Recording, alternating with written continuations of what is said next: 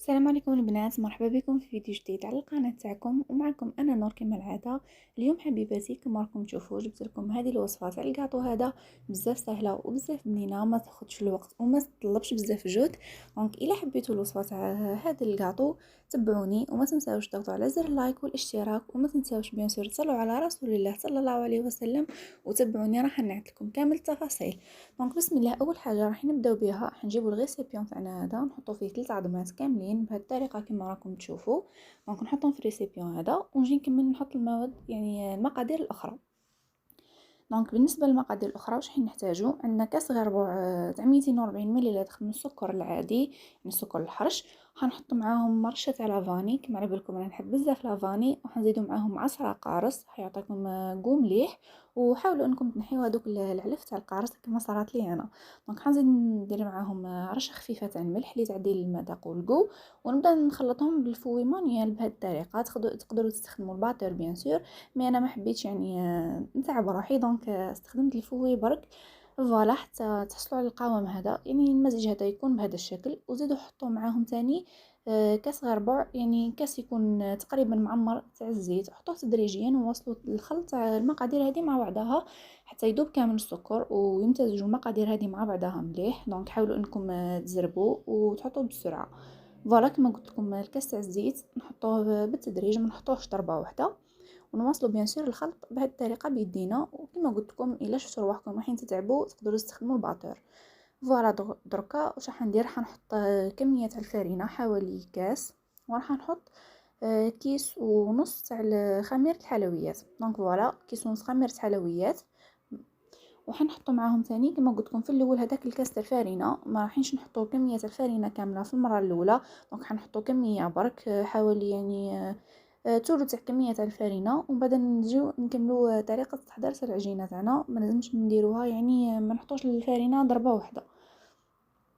دونك فوالا هنايا حنزيد لها شويه، يعني نحط منها كاس ونص، حوالي كاس ونص تاع 240 مليلتر، هذاك اللي كيلزو به السكر والزيت بعدا.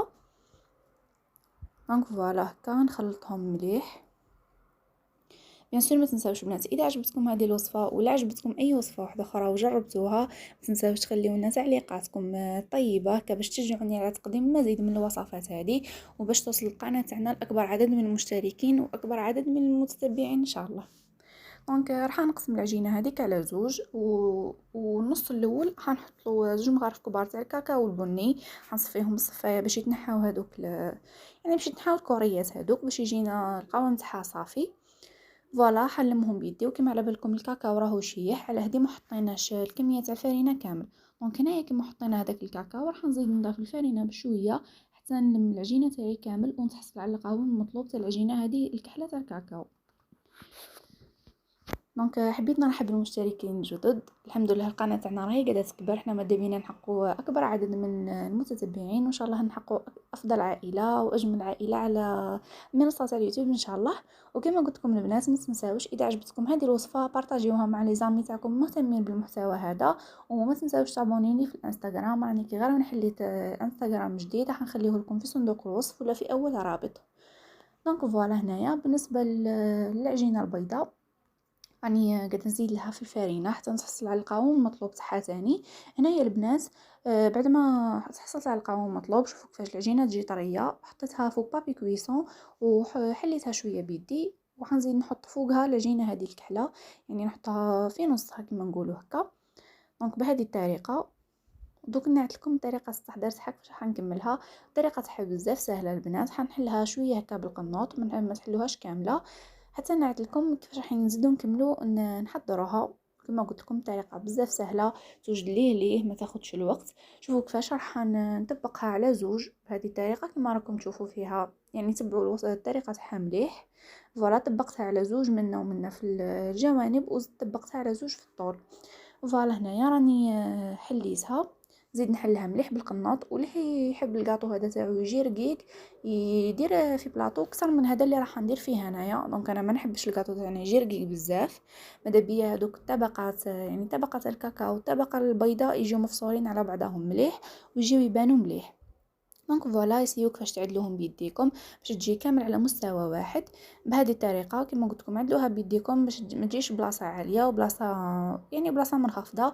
فوالا نحطوهم يطيبوا بيان سور على الفرن اللي كنا شعلناه مسبقا.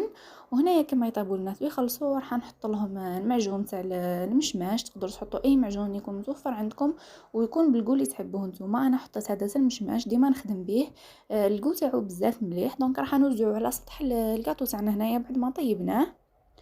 وطريقه التزيين من فوق راح تبقى لكم اختياريه. انا راح نحط فوقه كاوكاو، يعني كاوكاو مرحي يكون خشين شويه بيان سور محمص. دونك فوالا ما تنساوش اذا جربتوا هذه الوصفه خليوا لي تعليقاتكم وبعثوا لي التجارب تاعكم في الانستغرام. اني حليتو سبيسيالمون على جال هذه الحاجه باش تبعثوا لي التجارب تاعكم تاع الوصفات اللي نديرهم انايا هنا. دونك كما قلت لكم هنايا تزيين انا حطيت هذا الكاوكاو المرحي من فوق، وتزيين يبقى اختياري حسب واش يكون متوفر عندكم في المنزل حسب الدرجه. هنايا البنات هذه هي النتيجة النهائية تاع الباطو تاعنا. شوفوا الهبات كيفاش جا طري، وشوفوا الطبقات بكل جانب صغيرين. بيان سور مع الطبقة هذه تاع الكونفيتور والكاكاو خليناه بيان سور يحكم روحو مليح يجمد هذاك الكونفيتور. وهنا هذه هي طريقة التقديم النهائية تاعو. جيسبر تكون الوصفة هذه عجبتكم ونتمنى انكم تجربوها، راح تعجبكم بالتأكيد وراح تحبوها واطفالكم ثاني راح يحبوها بالطبع. دونك البنات ما بقى عليا نقول لكم غير تهلاو في رواحكم ونخليكم على خير. نتلاقاو قريبا ان شاء الله.